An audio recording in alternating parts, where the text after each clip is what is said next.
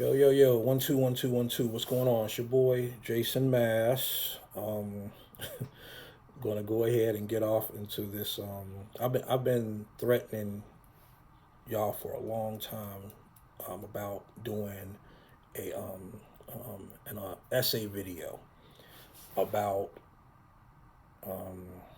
what I call the indie rock lie. Um, yeah, we're gonna go ahead and get off into the indie rock lie. um, and what that entails and what that means and stuff. Indie rock lie, it's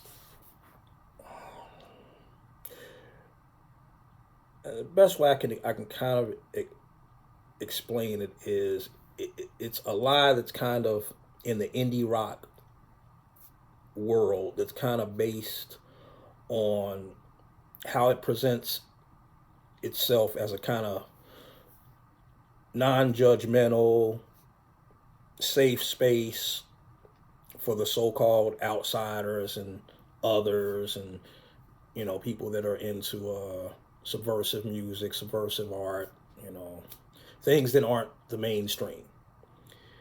And to a degree, that's true, but to a degree. So if it's only to a degree that that's the truth, there's also some falseness, some bullshit in that. Hence the indie rock lie. Um, it presents itself to be very liberal and progressive and forward thinking, and ultimately in being involved in some capacity with the in the indie rock world, 40 plus years at this point and counting.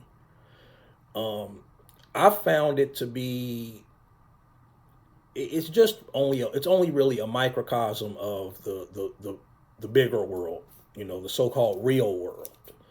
In that there's still the same kind of racism and microaggressions and shit, and maybe even in some capacity these days, it may even be worse than when I got into it back in '82. My true introduction to what they would call indie rock was really '86, but between '82 to '86, that would have been me listening to new wave and a lot of British synth pop and stuff at the time. I was only like about 8 or 9 years old or so when I even got off into that stuff. But the point being is that you deal with the same microaggressions and bullshit and racism within the indie scene as you do in the bigger world. Same shit, different, different ball, same shit, whatever. Um, what I found is it's actually a kind of elitist, cliquish, boys club of you know dudes with beards and eyeglasses, and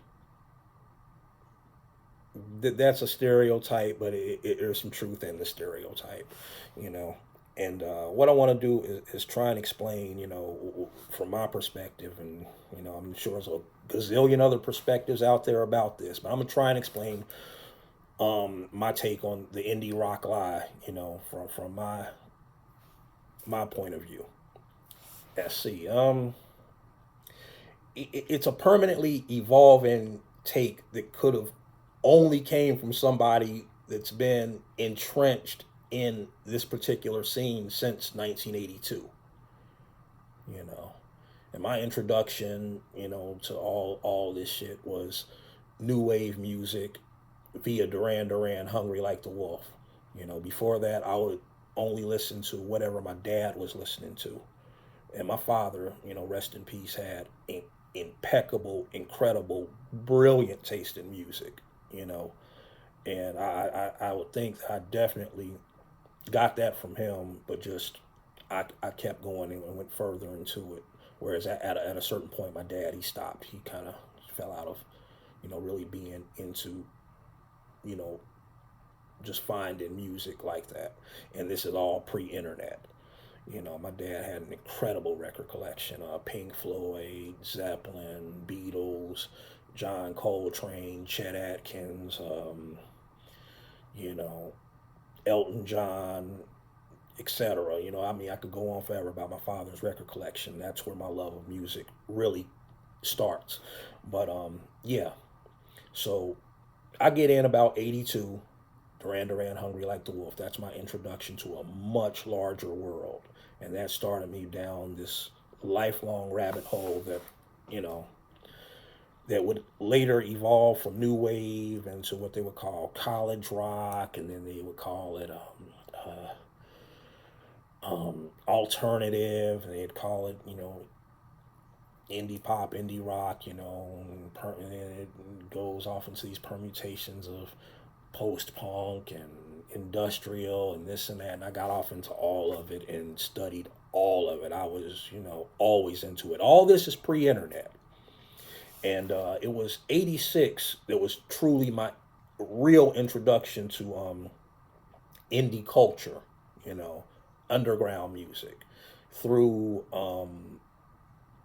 a cassette that was given to me from this record store I used to go to called Second Time Around in Indianapolis, Indiana. That's my hometown. And I got a cassette of, I want to say it was Victoria Land and Treasure on this one cassette.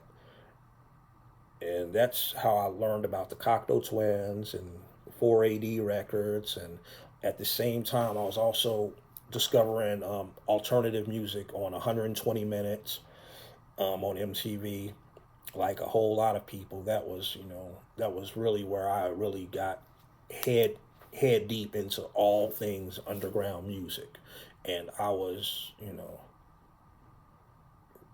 was ravishing this shit, at the same time, I'm really getting into, this is ground zero for me being real into hip hop. 86 was the year that I just really went ahead and started getting real into hip hop music. So you have alternative and hip hop, at the same time.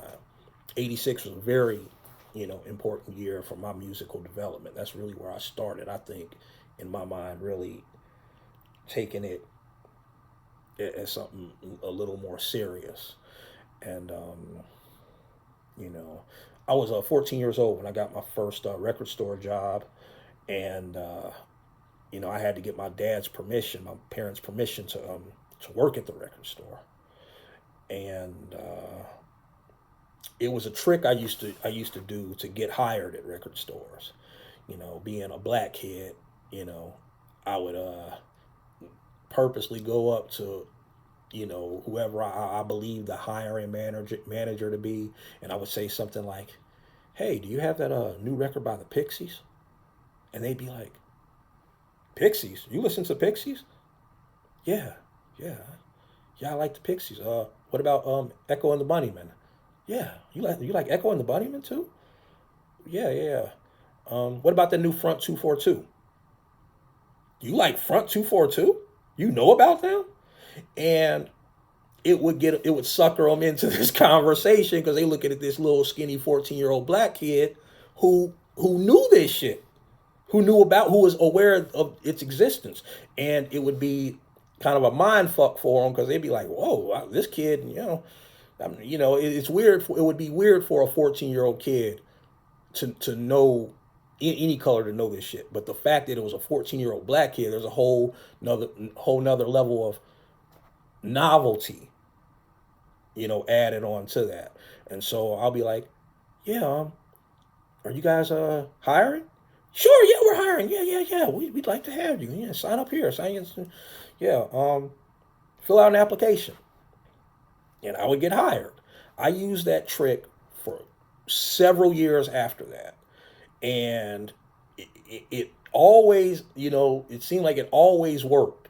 It got me in the door very easily because the common thought was that, typically black people don't listen to this shit. Don't, they listen to what's on the radio, listen to rap and hip hop, R&B, soul, whatever, and that's it. When in actuality, I was listening to all that rap, R&B, soul, all things urban, and all this other shit too, and that would get them in every time. And yeah, so this started when I was about 14 years old. That would have made it about 87, 88 or so, around my freshman year of high school. And yeah, yeah, yeah. And I started writing. I had my first music reviews published in 1990. I would have been like 16 or so. Um, the first music reviews I wrote, it was three reviews in one article, and it was let me see if I can remember. It was Public Enemy, Fear of a Black Planet, X Clan to the East, Blackwards, and Ice Cube, America's Most Wanted.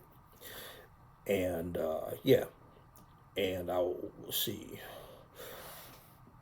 Um, I worked in music journalism professionally from about 1996 to about 2003 or so.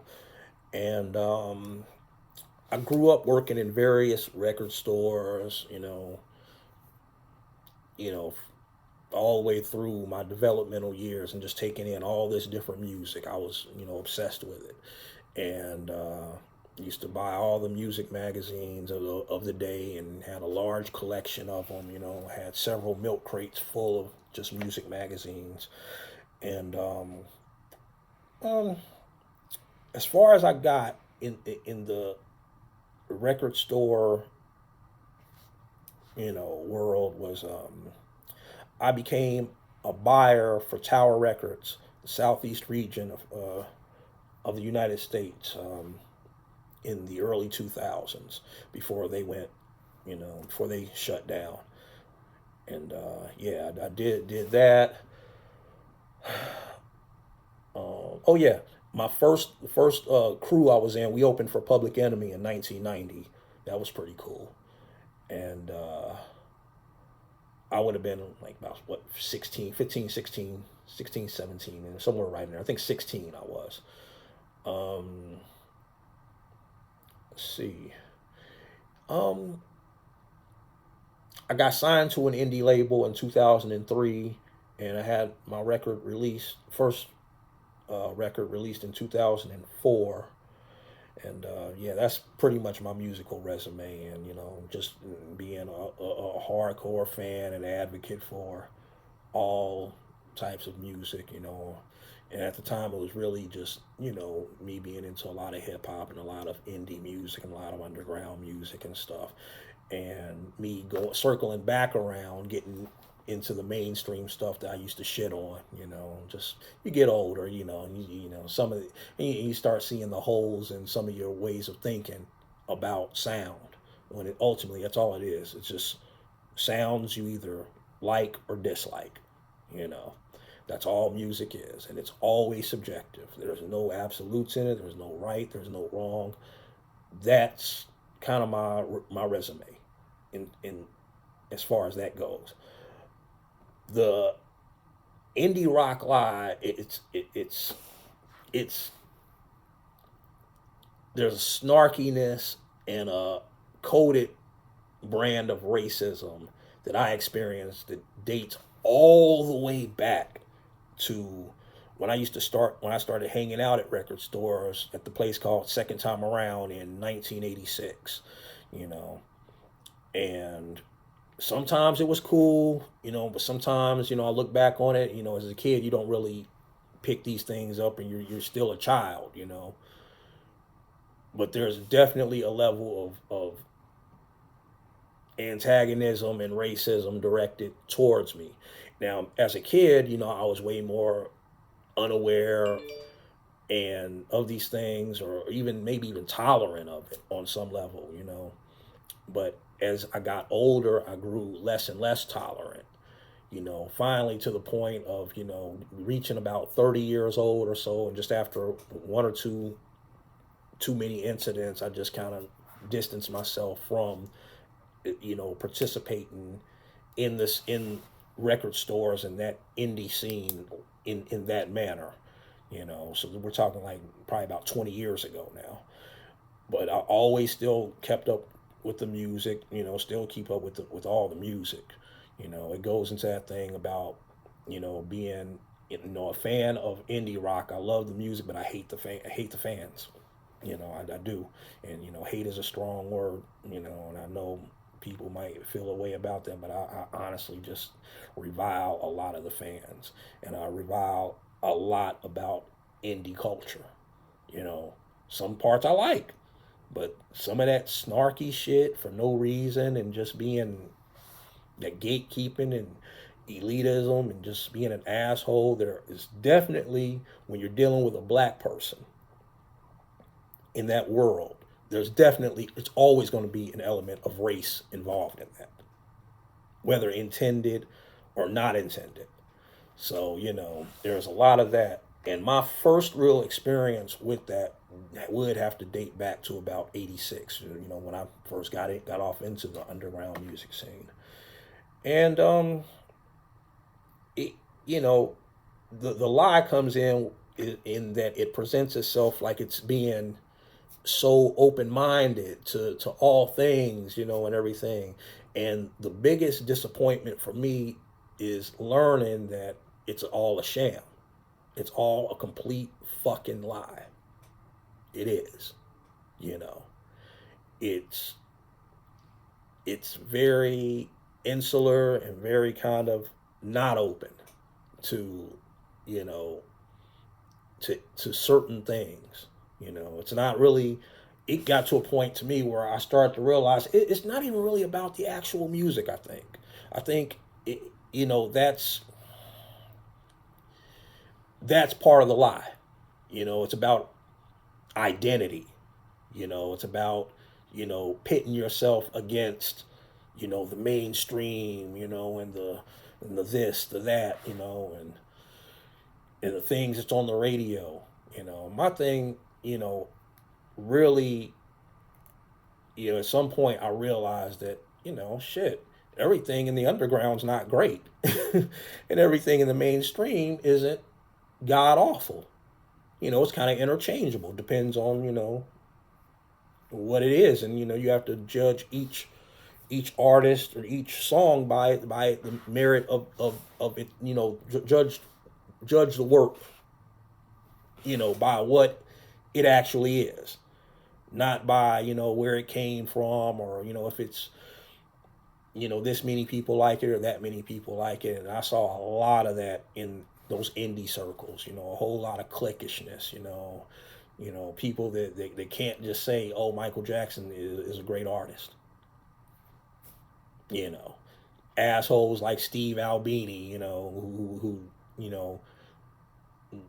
kind of shitted on Prince.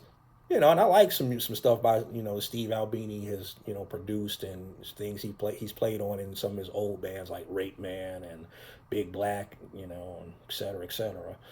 But that dude to me is like the embodiment of why I don't the things I don't like about indie rock. He's like the physical manifestation and embodiment of that. But it's just my opinion. You know, and there's definitely a, a race or racial component to that. You know, um, I noticed growing up in those spaces, working in the record stores and shit, that there was always a conflict in working in that close proximity to these indie types. More almost every time, white folks. And when I was younger, it didn't really bother me to be in that close proximity to white people or be the only black dude in a room. It never really bothered me. And that kind of, as time went on and gradually I had more experiences, that were kind of racist and shit like that, I kind of grew to, how can I say it? I kind of grew to just not want to be around in those spaces, or be the only black guy in any of these places. I hate being the only black person anywhere now. I purposely avoid putting myself in those places. This is all rooted in this thing called the indie rock lie. Because I tie all my experiences and everything in life back to music, and how I process it.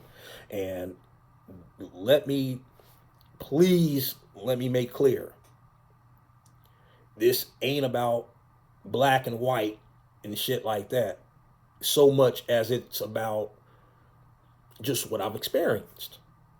And it's not from, I don't think it's from the majority of people I came in contact with. I think it's from a few people that I came in contact with.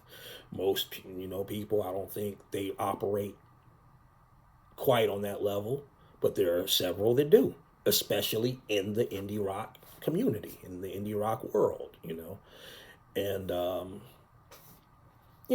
this is coming from a guy, growing up, I probably attended 1,000, that's a real number, 1,000 plus shows growing up, all kind of punk bands, all kind of, different rock acts. I can go on and on and on about the different, I don't, read off my resume of all the acts I've seen live over the years. But at some point, maybe about, I haven't been to a live show probably in 15 plus years. And I don't like going to live shows anymore. Part of that is just I hate crowds now, and I'm much more comfortable in my own space.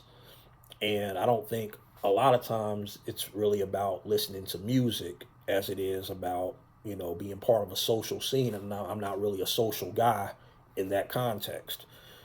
So I stopped going to live shows. I felt like shit, 1,000 plus shows. I've seen what I wanted to see, and I never liked the shows as much as I like the records. So seems like a obvious choice to me. Part of that is just me probably getting a little older, but it's also the experiences. You cannot discount the experiences of sometimes subtle racism of that scene, sometimes blatant racism of that scene. And yeah, and so there's you know it's weird because after years of being unaffected by being in these almost all white spaces, as a fan, excuse me, of this music, it didn't really irritate me or bother me. But as I got older and saw what this shit really was, it just got me to a point to where I'm like, I will never put myself back in that position again, and have no desire to really interact with those elements, if I can help it. So there's that. And the most bitter pill for me to swallow about this whole thing is that no matter how much I listen to and put time and effort into researching and studying and getting into, all these different artists and their songs, their albums, their music and shit, after all that, I'm always going to be reduced in certain people's eyes. Certain people in the indie scene is somehow not as knowledgeable, or being made to, when I was in the record stores, I was always automatically made to be, oh, that's the hip hop guy. Yeah, and I knew about hip hop like a motherfucker. But shit, I knew a whole lot about Nick Cave and the Bad Seeds too, if not more. So I always got automatically boxed in, and I would always fight that box, because it's not like I was only listening to, A Tribe Called Quest, Public Enemy, and De La Soul, and I was just listening to those acts, but I was also listening to, fuck, XTC, and, name in any of that indie rock shit. I was into that as well. The Cure, Pixies, whoever else. Equally. I probably know as much about the indie scene as I do about the hip hop scene. Just depends. And, it's another way for me to say I know as much about so called white music as I do so called black music. And that used to really fuck with me. Like, I don't like being pigeonholed in a fucking thing as far as my listening, as far as my music. Motherfucker, you respect me. Respect my ear. You don't have to agree with shit I'm saying. I don't give a fuck you agree or not. But respect the time, dedication, and effort I put into this shit. I put my fucking heart, mind, body, spirit, soul into this shit. And I ain't do it for motherfuckers to play me on some short shit. And there's been instances, I'm gonna call shit as it is, where I've gotten actually physically violent about that shit. I had to check motherfuckers like on a whole different something else. And I ain't no tough guy. I ain't never tried to be on some tough guy street nigga shit. But motherfuckers will push you there. You know. I don't like being stereotyped or pigeonholed, based on the assumptions, when it comes to, oh, he's a black guy, he listens to this and he don't know nothing about, this other shit. When in all reality, in all actuality, I know that shit, maybe even more than I know the hip hop shit in a certain light, depending on who and what it is. It used to irritate the shit out of me. It's like motherfuckers would just make an assumption about you, just based on the color of your skin. That's it. Ain't never had a conversation with me about none of this shit, you know.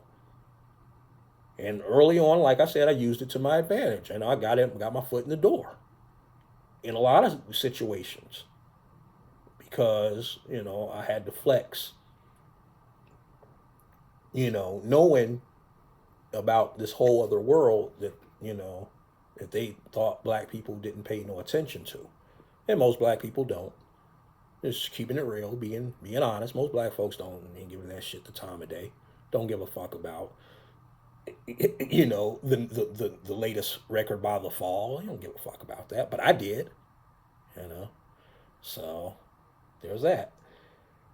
And I think the real turning point for me was being an ex-employee at a record store in Atlanta, Georgia, in around 2003, in a real fucked up incident, that happened down there. That really, I won't even say the name of the record store. Some of y'all know about this incident. Some of y'all who don't know me, I'll just skate around it. I'll just say this. It was at that point at this record store in Little Five Points in Atlanta, Georgia, where I was an employee. Something happened that was racially motivated and, ultimately ended up with me walking out the door. And it told me a whole lot about, it wasn't so much just white people, but about a brand or a breed of white people that's within the indie scene, the indie rock scene. And from that moment on, it left a permanent sour taste in my mouth, and I was off of it. Off of being in that close proximity with those types of indie, elitist, asshole, know-it-all, type dudes. It was never really. I don't. Didn't too much happen with women. It was more of a dude thing. At least in my experiences. Again, love the music, hate the people. I say hate, and it's just it's what it is. So what? I think some of this kind of awkward kind of interaction and kind of standoffishness that kind of came from that side towards me. I can look at it now and kind of play it back in my head, and I can see it a little clearer now. It wasn't just racism, but it was also kind of they would look at a dude like me, and I represented something that they saw that was coming. Part of this is about the demographic switches that's coming up and everything, the browning of America, if you will, and all that. And they saw it's a kind of resentment that a lot of the indie rock scene held towards more mainstream acts, more mainstream music. And it goes into this whole thing about rock music losing its place as the centerpiece of pop culture, and that was replaced by hip hop years ago. I count by my count, I would say somewhere between 25 to 30 years ago at this point, something like that. And look, I think they may have seen me, and I kind of represented that, even though I was an indie fan and am an indie fan to this day and going to continue to be a fan of the actual music. But there was a certain resentment about this other music being more popular, being more accepted, or being more, I guess kind of they would view it as suppressing their quote unquote music, Um, that goes back to like the disco sucks movement, and all that shit about them burning, you know, disco records, but also just burning black records, you know, in Comiskey Park, Chicago, what, 79 when that happened.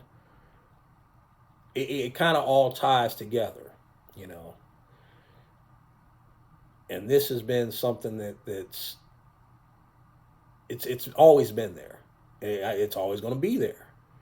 I'm always a person to try and judge people, by the merits of their character and all that old fly shit. That's always been the person I've been, and it always would hurt me and irritate me and upset me, probably deeper than it should have, especially in your developmental years. When I didn't get that in return, and a lot of times I didn't get that in return. And most times it wasn't like that, but sometimes, a lot of times, it would happen. You know, or being reduced to being the hip hop guy, or whatever the fuck, Yeah, so there's that. You know, the indie rock lie. Yeah, I ain't got a whole hell of a lot more to say about that, but I'll just leave it off like that. Thanks for watching. Peace.